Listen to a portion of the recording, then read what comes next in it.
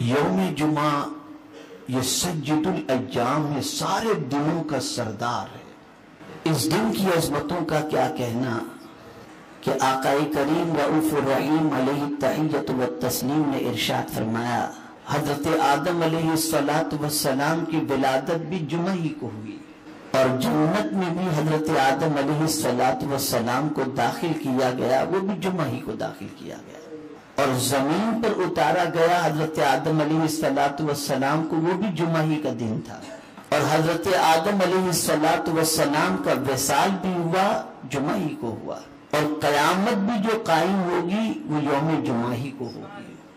بلکہ حضور صلی اللہ تعالی علیہ وسلم ارشاد فرماتے ہیں کہ اللہ کے نزدیک عید الفطر اور عید الاضحیٰ سے بھی بڑھ کر اگر کسی دن کی فضیلت ہے تو وہ جمعہ کی فضیلت ہے۔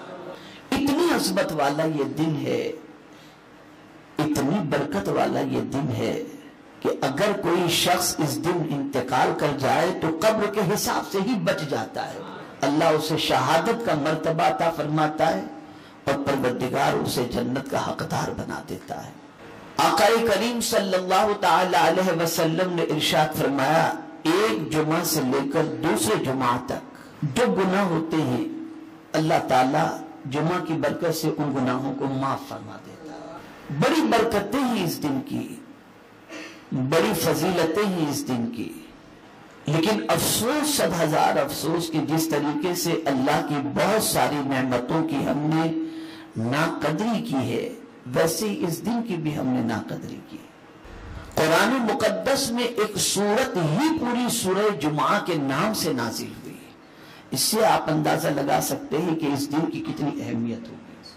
آقا کریم صلی اللہ تعالی علیہ وسلم نے ارشاد فرمایا، یوم جمعہ کو کثرت سے مجھ پر درود پڑھو کہ تمہارا درود میری بارگاہ میں پہنچایا جاتا ہے۔ اور بعض روایتوں میں یہاں تک آیا کہ جو شخص یوم جمعہ کو آقا کریم صلی اللہ تعالی علیہ وسلم پر 80 مرتبہ درود پڑھے، اللہ اس کے 80 گناہوں کو، 80 سال کے گناہوں کو معاف فرما دیتا ہے۔ اور رسول گرامی وقار صلی اللہ علیہ وسلم نے ارشاد فرمایا، جو شخص شب جمعہ یا یوم جمعہ کو مجھ پر درود پڑے، کنت شہیدا و شفیعا یوم القیامہ، میں اس کے لیے قیامت کے دن گواہی دینے والا اور شفاعت کرنے والا ہو جاؤں گا۔ اب آئیے قرآن مقدس سے ہم اس دن کی عظمتوں کو سمجھیں۔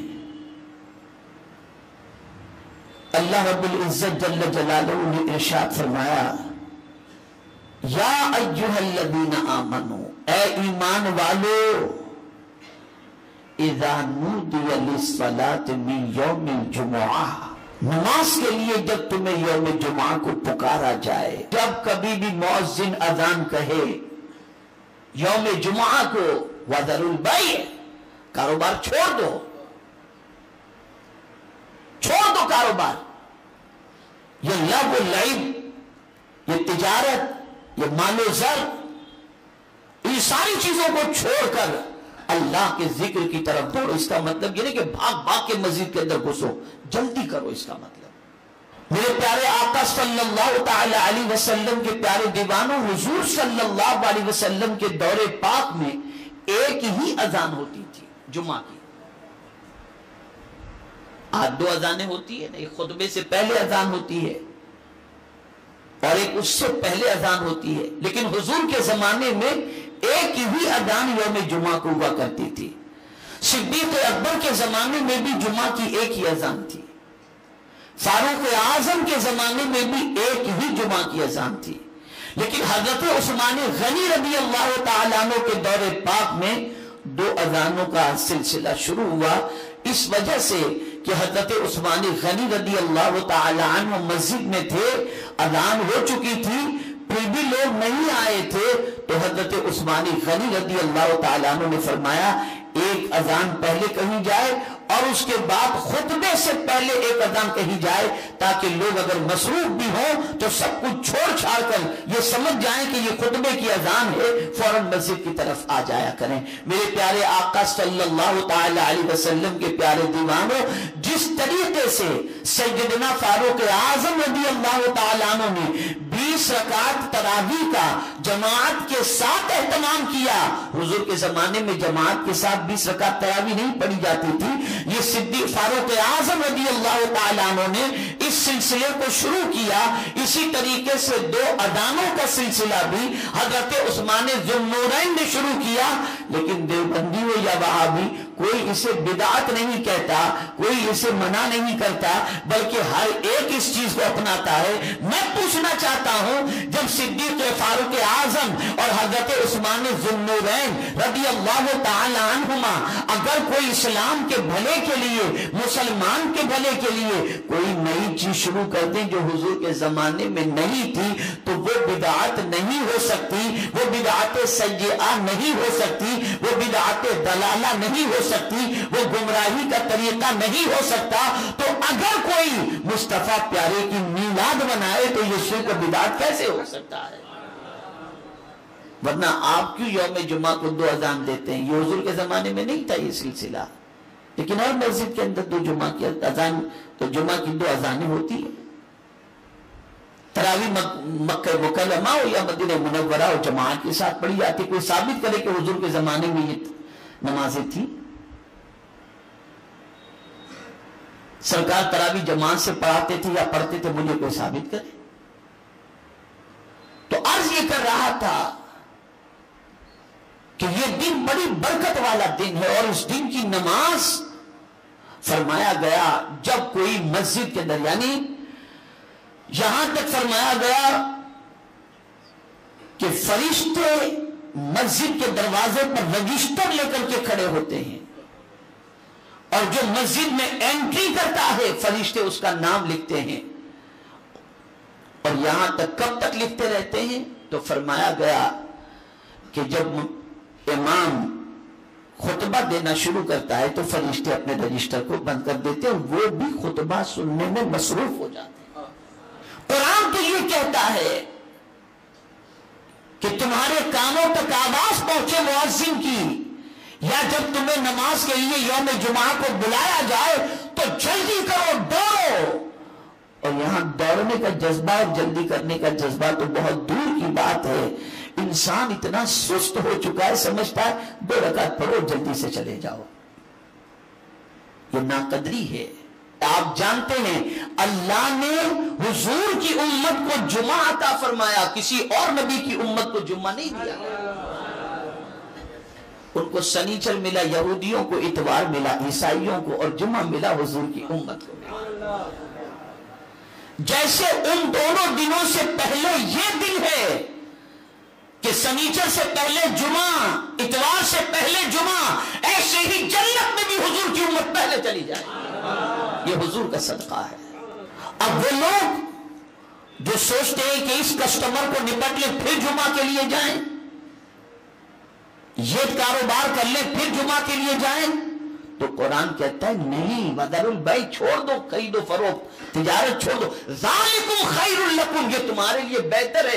यानी तिजारत करना बेहतर नहीं, उस वक्त उसको छोड़ना बेहतर है। इन कुंतुम तालमून, अगर तुम जानते हो तो। इसलिए कि तुम किरात की पुकार पर लब्बैक कह रहे हो, और कुरान कहता है खुदा की पुकार पर लब्बैक कहो। जल्दी से मस्जिद पहुंच जाओ, तौबा इस्तिग़फ़ार करो, तिलावत करो, फरिश्तों के दफ्तर के अंदर तुम्हारा नाम पहले आने वालों में दर्ज हो जाए। पता नहीं ये दिन आने वाले हफ्ते को नसीब भी हो या ना हो, इसलिए इस दिन की खूब कद्र करो। और फिर जब ये दिन तुम जुम्मा की नमाज अदा कर लो तो फिर क्या करो? तो कुरान कहता है फैज़ा क़ुदियतिस सलाह फंतशिरू फिल अर्ज़, जब तुम नमाज अदा कर लो तो अल्लाह की जमीन पर फैल जाओ। वब्तगू मिन फ़ज़लिल्लाह, अल्लाह का फज़ल तलाश करो। यानी अब तुम तिजारत छोड़ करके आए थे ना, अब जुम्मा तुमने अदा कर लिया, अब कुरान कहता है जुम्मा पढ़ के बाहर निकलो, जमीन पर फैल जाओ और अल्लाह का फज़ल तलाश करो, यानी अल्लाह का रिज़्क़ तलाश करो। फज़ल क्या है? रोजी। इसीलिए जब हम मस्जिद में दाखिल होते हैं तो क्या दुआ पढ़ते हैं? अल्लाहुम्मा फ़्तह ली अबवाब रहमतिक, और मस्जिद से बाहर निकलते हैं तो क्या पढ़ते हैं? अल्लाहुम्मा इन्नी असअलुका मिन फदलिक। तो अब ये फضل क्या है? अल्लाह की तरफ से मिलने वाली रोजी है। कुरान कहता है तुम जुमा की नमाज अदा कर लो, जमीन पर फैल जाओ और अल्लाह का फضل तलाश करो, यानी रोजी तलाश करो। ऐ करीम रऊफुर रहीम अलैहि तहियत व तस्लीम ने फरमाया कि यौम जुमा को एक साथ ऐसी आती है कि उस वक्त जो भी दुआ करो अल्लाह उस दुआ को कबूल फरमाता है।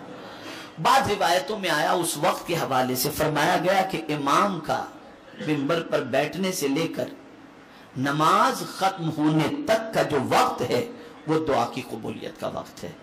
और बाद रिवायतों में आया कि असर के बाद से लेकर गुरूब आफताब तक का जो वक्त है वो दुआ की कबूलियत का वक्त है कि उस वक्त जो भी दुआ करो यौम जुमा को अल्लाह दुआ को कबूल फरमाता है। और खातून जन्नत फातिमा ज़हरा रज़ी अल्लाह ताला अन्हा की आदत करीमा थी कि असर के बाद अपनी खादिमा को वो कह कर रखी थी कि गुरूब आफताब से पहले मैं अगर किसी काम में मसरूफ रहूं तो मुझे याद दिला देना ताकि मैं अल्लाह की बारगाह में दुआ में मसरूफ हो जाया करूं। तो ये बड़ा मुबारक दिन है, बड़ी अजमत वाला दिन है।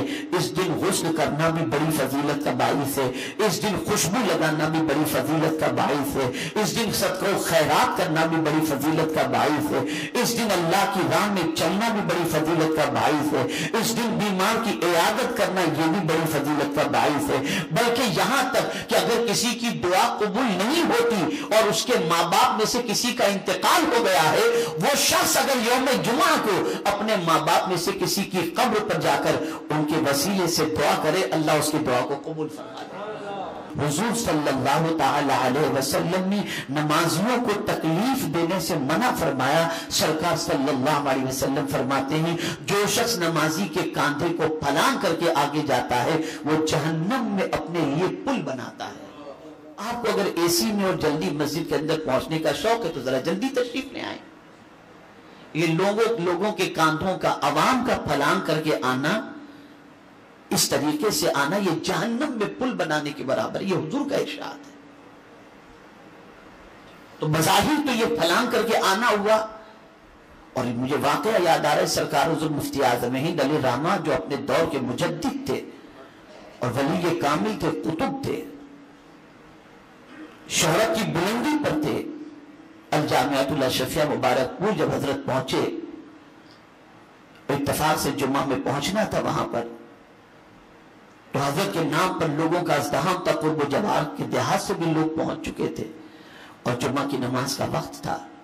इत्तफाक से पहुंचने में ताखिर हुई, इमाम साहब बयान शुरू कर चुके थे और मस्जिद बाहर खचाखच लोगों का हुजूम था। तो हुजूर मुफ्ती आज़म हिंद अलैहि रहमतुल्लाह व रिज़वानी आखिर में जहां जगह मिली वहां चादर बिछा करके बैठ गए। उनके साथ हुजूर बहरुल उलूम अल्लामा मुफ्ती अब्दुल मन्नान साहब अलैहि रहमतुल्लाह व रिज़वा थे। उन्होंने कहा हुजूर आगे तशरीफ ले चलें, लोग आपका इंतजार कर रहे हैं। फरमाते मौलाना मुझे आप ऐसे काम का हुक्म देते हो जिससे हुजूर ने मना फरमाया।